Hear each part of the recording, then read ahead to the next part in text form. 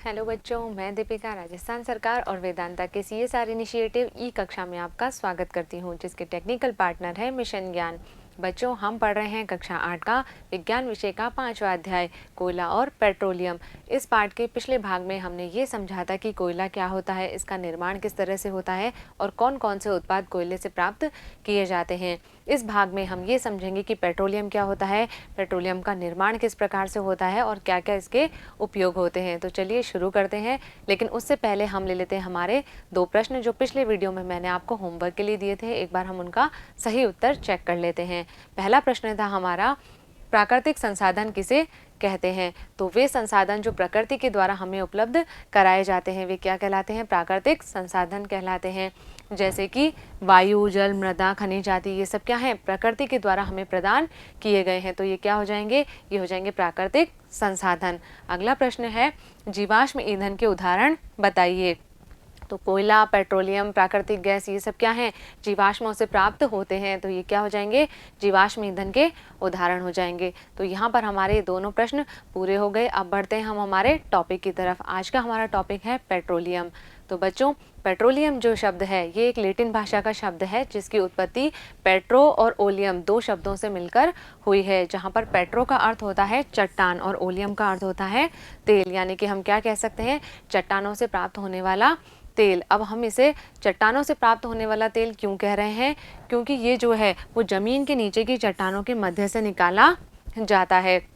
जब हम पेट्रोल का जो है उत्खनन करते हैं तो वो कहाँ से मिलता है? हमें ज़मीन के नीचे जो चट्टानें हैं उनके मध्य से ये प्राप्त होता है। अब पेट्रोलियम जो है इसका व्यावसायिक महत्व बहुत अधिक होता है। इस कारण क्या है? इसका मूल्य अधिक है। उद्योगों में या वाहनों में ईंधन के रूप में इसका प्रयोग अधिक मात्रा में किया जाता है। तो पेट्रोलियम जो है उसका मूल्य अधिक होता है। तो सोने के समान मूल्यवान होने के कारण इसे क्या कहा जाता है? इसे कहा जाता है काला सोना। काला सोना क्यों कह रहे हैं? क्योंकि इसका मूल्य जो है बहुत अधिक है। ये क्या है? एक बहुत ही मूल्यवान पदार्थ है। और जिस देश में जो है पेट्रोलियम जो है वो अधिक मात्रा में पाया जाता है तो उस देश को जो है उतना ही संपन्न समझा जाता है। तो इसलिए हम क्या कह रहे हैं? इसे जो है काला सोना कह रहे हैं। अब इसका उपयोग कहाँ कहाँ पर होता है? तो आप सभी जानते हैं कि जो हल्के स्वचालित वाहन हैं, जैसे कि मोटरसाइकिल, स्कूटर, कार आदि, इनमें ईंधन के रूप में जो है पेट्रोलियम का प्रयोग किया जाता है। जबकि जो भारी वाहन होते हैं जैसे कि ट्रक है, ट्रैक्टर हैं, इनमें ईंधन के रूप में डीजल का उपयोग किया जाता है। आपने देखा होगा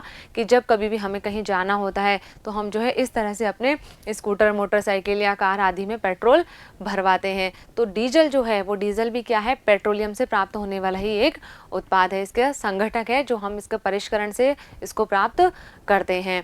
तो बच्चों, हमें पता चल गया कि अब पेट्रोल और डीजल के क्या क्या उपयोग हो रहे हैं। लेकिन इस पेट्रोल का निर्माण कैसे होता है? तो पेट्रोल का निर्माण कैसे होगा कि जो जलीय जीव जंतु हैं उनके द्वारा इस पेट्रोल का निर्माण होता है। अब कैसे होता है कि जब ये जीव मृत हो जाते हैं तो इनके जो शरीर होते हैं वो क्या होते हैं? पैंदे में जाकर जम जाते हैं और धीरे धीरे क्या होता है कि इनके ऊपर रेत और मिट्टी जमती रहती है और ये नीचे गहराई में चले जाते हैं। अब गहराई में जाने से क्या हो रहा है कि वहाँ पर नीचे गहराई में वायु अनुपस्थित है। इसके अलावा उच्च ताप और उच्च दाब वहाँ पर उपस्थित होता है, जिसकी वजह से क्या होते हैं? ये जो मृत जीव हैं ये पेट्रोलियम और प्राकृतिक गैस में परिवर्तित हो जाते हैं। यानी कि ये हमें किससे मिल रहे हैं? जीवाश्मों से मिल रहे हैं। इसलिए हम क्या कहते हैं? इन्हें जीवाश्म ईंधन भी कहते हैं। अगर हम देखें पेट्रोल का कुआं, तो इस तरह से जो है पेट्रोल का कुआं होता है जिसमें से पेट्रोल निकाला जाता है। इसमें क्या है? नीचे की तरफ जो है वो तैलाशी चट्टान होती है, ऊपर जो है अप्रवेश्य चट्टान होती है। इन चट्टानों के मध्य से जो है वो पेट्रोलियम को निकाला जाता है। इस तरह से पेट्रोल के और प्राकृतिक गैस के कुएं वहाँ पर मौजूद होते हैं। अब क्यों? प्राकृतिक गैस जो है वो तो क्या है? हल्की है, तो इस वजह से वो ऊपर होती है, जबकि पेट्रोल जो है वो द्रव अवस्था में जो है वो नीचे की तरफ पाया जाता है। तो इनका क्या कर लिया जाता है? कुओं के माध्यम से इनका उत्खनन कर लिया जाता है। तो ये बात हो गई पेट्रोल के कुएं की। अब हम देखें कि जो पेट्रोल का कुआं है वो सबसे पहले कहाँ खोजा गया था? तो सबसे पहले जो है पेंसिल्वेनिया, अमेरिका में 1859 में जो है सबसे पहला तेल का कुआं प्रवेदित किया गया था, यानी कि ड्रिल किया गया था। भारत में हम देखें तो भारत में जो है असम में माकुम नामक स्थान पर 1867 में जो है तेल के भंडार का पता चला। राजस्थान जो है उसमें बाड़मेर जिले के अंदर जो है बहुत सारे पेट्रोलियम के भंडार मिले हैं, जिनके नाम क्या क्या हैं? मंगला, ऐश्वर्या, सरस्वती आदि। ऐसे बहुत सारे तेल के कुएं जो हैं बाड़मेर में मिले हैं। तो बच्चों, पेट्रोलियम जो है वो क्या हो गया, एक जीवाश्म ईंधन हो गया। अब क्या हो रहा है कि इसको हमने डायरेक्ट जो है कुओं से बाहर निकाल लिया। अब इसके अंदर जो है बहुत सारे संघटक पदार्थ होते हैं जिसका हम क्या करते हैं, परिष्करण करके उन पदार्थों को प्राप्त करते हैं। तो हम पेट्रोल के परिष्करण को देखें तो उसमें क्या मिल रहा है हमें कि पेट्रोलियम गैस, पेट्रोल्स, डीजल, स्नेहक तेल, पैराफिन, मोम, ये सब क्या है, इस पेट्रोलियम के संघटक हैं। जो पेट्रोल जो होता है वो क्या होता है कि एक प्रकार का गहरे रंग का तेलीय द्रव है। आपने देखा होगा जब हम अपनी गाड़ी में पेट्रोल भरवाते हैं तो ये जो है चिकना तेलीय द्रव के रूप में दिखाई देता है और इसमें से एक अप्रिय गंध भी आती है। पेट्रोल पंप पर हम जाते हैं तो हमें वहाँ पर जो है एक अप्रिय गंध का अनुभव होता है। वो किसकी होती है, वो पेट्रोल की होती है। तो इस पेट्रोल को हमने किससे निकाला है, पेट्रोलियम के परिष्करण के द्वारा हमने इसको प्राप्त किया है। इसी के साथ साथ क्या भी मिलते हैं, पेट्रोलियम गैस है, डीजल है, स्नेहक तेल है या पैराफिन मोम है, ये सभी संघटक जो हैं वो भी पेट्रोलियम में पाए जाते हैं। तो पेट्रोलियम से इन संघटकों को प्राप्त करना क्या कहलाता है, वो कहलाता है परिष्करण कहलाता है। जो पेट्रोल का परिष्करण होता है वो प्रभाजी आसवन विधि के द्वारा किया जाता है। और कहाँ पर करेंगे, हम इनको करेंगे पेट्रोलियम परिष्करणी। यहाँ पर जो है बड़े बड़े संयंत्र लगे होते हैं पेट्रोलियम के परिष्करण के, उनके द्वारा जो है हम इन घटकों को जो है अलग अलग प्राप्त करते हैं। अब हम देखते हैं कि पेट्रोलियम के अंदर जो है कौन कौन से घटक मिल रहे हैं और उनके क्या क्या उपयोग होते हैं। तो सबसे पहला जो घटक है वो क्या है, एलपीजी, लिक्विड पेट्रोलियम गैस, द्रवित पेट्रोलियम गैस। इसका उपयोग कहाँ करते हैं हम, घरों और उद्योगों में ईंधन के रूप में। हमारे घर में खाना बनाने के लिए जो सिलेंडर काम में लिए जाते हैं उनमें कौन सी गैस होती है, उसमें ये एलपीजी गैस प्रयोग में ली जाती है। अगला है पेट्रोल। तो आप सभी जानते हैं कि मोटर ईंधनों को चलाने के लिए, हमारे वाहनों को चलाने के लिए ईंधन के रूप में उसमें किसका उपयोग किया जाता है, पेट्रोल का उपयोग किया जाता है। इसके अलावा जो हमारे कीमती वस्त्र होते हैं जिनको हम हाथ से नहीं धो सकते हैं तो उनको हम क्या कराते हैं, उनको हम कराते हैं ड्राई क्लीन। तो जो ड्राई क्लीन यानी कि जो शुष्क धुलाई है उसके लिए भी पेट्रोल का उपयोग किया जाता है। नेक्स्ट है मिट्टी का तेल। तो स्टोव, लैंप आदि को जलाने के लिए या फिर जो जेट वायुयान हैं उनमें ईंधन के रूप में मिट्टी के तेल का उपयोग किया जाता है। अगला है डीजल। भारी मोटर वाहन जैसे कि ट्रक, ट्रैक्टर आदि को चलाने के लिए या फिर जो विद्युत जनरेटर होते हैं, जनरेटर होते हैं, उनको चलाने के लिए ईंधन के रूप में उसमें डीजल का प्रयोग होता है। नेक्स्ट है स्नेहक तेल। इनका प्रयोग होता है स्नेहक के रूप में। जो वाहनों में जो है ब्रेक आदि में जो लुब्रिकेंट्स डाले जाते हैं वो किससे मिलते हैं, हमें इस पेट्रोलियम से प्राप्त होते हैं। नेक्स्ट है पैराफिन मोम। तो इस पैराफिन मोम का उपयोग करते हैं हम मोमबत्ती, वैसलीन या मरहम आदि बनाने के लिए। घावों पर जो मरहम लगाया जाता है तो उसमें किसका उपयोग होता है, इस पैराफिन मोम का उपयोग होता है।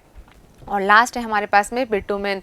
तो हमने देखा था कि जो सड़क निर्माण के लिए जो है बिटुमेन का प्रयोग कोल तार के स्थान पर किया जाता है। पुराने समय में सड़क बनाने के लिए कोल तार का प्रयोग करते थे जो कि कोयले का एक उत्पाद है, लेकिन आजकल जो है इसके स्थान पर हम इस बिटुमेन का प्रयोग करते हैं जो कि पेट्रोलियम का उत्पाद है। तो ये बात हो गई हमारे पेट्रोलियम से प्राप्त होने वाले घटकों की और उनके कार्यों की। अब आगे बढ़ते हैं हम। नेक्स्ट है हमारे पास में प्राकृतिक गैस। तो प्राकृतिक गैस क्या है, यह भी एक प्रकार का जीवाश्म ईंधन है।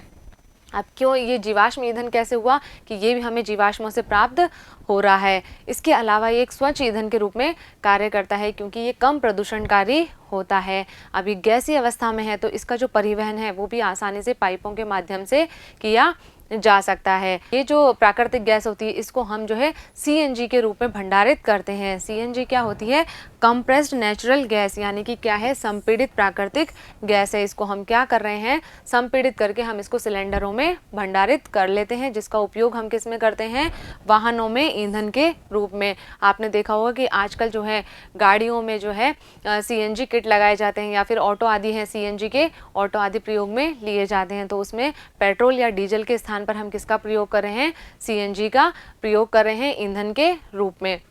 अब ये जो सीएनजी गैस है इसका उपयोग जो है हम जो रसायन हैं या उर्वरक हैं उनके औद्योगिक निर्माण में भी करते हैं प्रारंभिक पदार्थ के रूप में।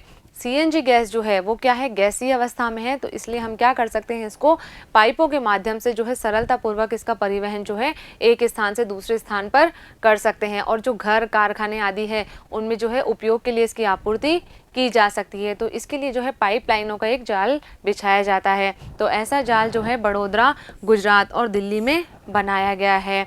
इसी के साथ साथ हम देखें कि हमारे देश में जो प्राकृतिक गैस के विशाल भंडार उपलब्ध हैं, कहाँ कहाँ पर हैं? त्रिपुरा में, राजस्थान, महाराष्ट्र और कृष्णा गोदावरी जो डेल्टा हैं, यहाँ पर प्राकृतिक गैस के विशाल भंडार प्राप्त हुए हैं। अब बच्चों आगे जो है हमारे पास में एक प्रश्न है। क्या प्रश्न है कि क्या हम जो है मृत जीवों से कोयला, पेट्रोलियम या प्राकृतिक गैस का निर्माण प्रयोगशाला में कर सकते हैं? बच्चों हम बार बार ये बात कर रहे हैं कि जो कोयला है, पेट्रोलियम है या प्राकृतिक गैस है, इसका निर्माण किससे हुआ है? मृत जीवों यानी कि पेड़ पौधे या जंतुओं से हुआ है। तो क्या हम इन मृत जीवों से प्रयोगशाला में इनका निर्माण कर सकते हैं? बताइए, क्या हम इनको प्रयोगशाला में बना सकते हैं? बिल्कुल नहीं बना सकते। क्यों नहीं बना सकते? क्योंकि इनका निर्माण जो है वो क्या है, एक बहुत ही धीमा प्रक्रम है। इनको बनने में कई लाखों वर्ष लगे हैं। इसके अलावा जो परिस्थितियां हैं इनके निर्माण की, जैसे कि वायु की अनुपस्थिति, उच्च ताप और उच्च दाब, ऐसी परिस्थितियां प्रयोगशाला में उत्पन्न करना संभव नहीं होता है। इस कारण हम इसको प्रयोगशाला में नहीं बना सकते हैं। अब सोचने की बात ये है कि हम इनका उपयोग तो लगातार कर रहे हैं, लेकिन हम इनका निर्माण नहीं कर पा रहे हैं। तो धीरे धीरे क्या होगा, ये जो स्रोत हैं ये धीरे धीरे समाप्त हो जाएंगे और उसके बाद में क्या होगा कि हमारे को ये उपलब्ध नहीं होंगे। तो इसलिए हम इनको क्या कह सकते हैं? इनको हम कहते हैं सीमित प्राकृतिक संसाधन, यानी कि ये हमारे पास में जो है सीमित मात्रा में ही उपलब्ध हैं। इसी के अलावा अगर हम देखें, वन, खनिज या ये जो जीवाश्म ईंधन है, ये सब क्या है? समाप्त होने वाले प्राकृतिक संसाधन है। क्यों? क्योंकि इनका निर्माण जो है वो तो बहुत ही धीमा प्रक्रम है और इनका उपयोग जो है हम लगातार तीव्रता से कर रहे हैं। इसी के साथ साथ क्या है कि इनके जो ज्ञात भंडार हैं वो भी सीमित मात्रा में ही उपलब्ध हैं। तो क्या हो रहा है, धीरे धीरे जो है इनकी मात्रा में कमी आती जा रही है। तो इसलिए हमें क्या करना चाहिए? इनका हमें जो है विवेकपूर्ण तरीके से उपयोग करना चाहिए। क्या करना है? हमें जो है इनका विवेकपूर्ण उपयोग करना है। कैसे करेंगे कि हम जो है इनको व्यर्थ ना करें, वेस्ट ना करें। जब हमें ज़रूरत है तभी हम इनका उपयोग करें। इसी के साथ साथ ये जो जीवाश्म ईंधन होते हैं ये बहुत ज़्यादा प्रदूषणकारी होते हैं। कोयला है, पेट्रोलियम है, इनसे क्या हो रहा है? बहुत अधिक प्रदूषण हो रहा है, जिसकी वजह से क्या होता है? ग्लोबल वार्मिंग हो रही है, यानी कि विश्व उष्णन हो रहा है। पृथ्वी के ताप में लगातार वृद्धि हो रही है, जिसके कारण क्या हो रहा है? जो ग्लेशियर्स की बर्फ है वो पिघल रही है, जिससे क्या समुद्र का जो जल स्तर है वो बढ़ रहा है। और समुद्र का जल स्तर बढ़ने से जो समुद्र के आसपास के जो इलाके हैं वो जलमग्न हो जाते हैं, या फिर क्या होता है उनमें बाढ़ आ जाती है। तो इस तरह से क्या होता है? जान और माल दोनों की हानि होती है। तो ये जो जीवाश्म ईंधन है ये क्या कर रहे हैं? हमारे लिए जो है पर्यावरण को जो है नुकसान पहुंचा रहे हैं। इसलिए हमें क्या करना चाहिए? इनका जो है बहुत ही सोच समझकर उपयोग करना चाहिए। तो जो राष्ट्रीय जो हमारा पेट्रोलियम संरक्षण अनुसंधान संघ है भारत का, उसने क्या किए हैं? कुछ हमें सुझाव दिए हैं जिससे हम क्या कर सकते हैं कि पेट्रोल और डीजल का जो उपयोग है वो समझदारी से कर सकते हैं। इससे क्या होगा कि हमारा पेट्रोल और डीजल भी बचेगा। इसके अलावा वायु प्रदूषण जो है वो भी कम होगा। तो हमें क्या करना चाहिए उसके लिए कि जहाँ तक संभव हो गाड़ी समान और मध्यम गति से चलानी चाहिए। गाड़ी जो है हमें समान गति से, यानी कि बार बार जो है हमें ब्रेक लगाने की आवश्यकता ना पड़े। इसके साथ ही मध्यम गति से हम चलाएं, ना तो बहुत ही धीरे चलाएं और ना तो बहुत ही तेज चलाएं। उससे क्या होगा कि हमारे जो पेट्रोल और डीजल है उसकी बचत होगी, हमारा जो गाड़ी का इंजन है वो ठीक से कार्य कर पाएगा। इसके अलावा क्या कर सकते हैं कि जब यातायात लाइटों पर हम रुकें या फिर किसी की प्रतीक्षा करें तो हमें क्या कर देना चाहिए? गाड़ी के इंजन को बंद कर देना चाहिए। अगर मान लीजिए कोई व्यक्ति है जो 10 मिनट में आ रहा है और हम उसका इंतज़ार कर रहे हैं तो 10 मिनट के लिए हमें क्या कर देना चाहिए? गाड़ी को बंद कर देना चाहिए। अगला जो है वो क्या है कि टायरों का दाब सही रखिए। जो गाड़ी के हमारे टायर हैं उसके अंदर जो वायु का दाब है वो हमें सही रखना चाहिए, जिससे क्या होगा कि जो हमारा पेट्रोल और डीजल है उसकी खपत कम होगी। इसके अलावा गाड़ी का नियमित रखरखाव सुनिश्चित करना चाहिए। गाड़ी की जो हमारी गाड़ी है या वाहन जो भी है उसका हमें जो है समय समय पर उसकी सर्विस कराते रहना चाहिए, ताकि जो उसका इंजन है वो सुचारू रूप से कार्य कर सके और पेट्रोल और डीजल का जो खपत है वो कम हो और धुआं यानी कि प्रदूषण जो है वो भी कम हो। तो बच्चों ये क्या हो गए? हमारे इस पेट्रोल और डीजल को बचाने के उपाय हो गए। मुझे उम्मीद है कि इस वीडियो में हमने जो भी बातें करी है वो आपको जो है अच्छे से समझ में आ गई होगी और आपने इनको अपनी कॉपी में नोट भी कर लिया होगा। अगले भाग में हम मिलेंगे इस पाठ के अभ्यास प्रश्नों के साथ में। तब तक आप पढ़ते रहिए, आगे बढ़ते रहिए। धन्यवाद।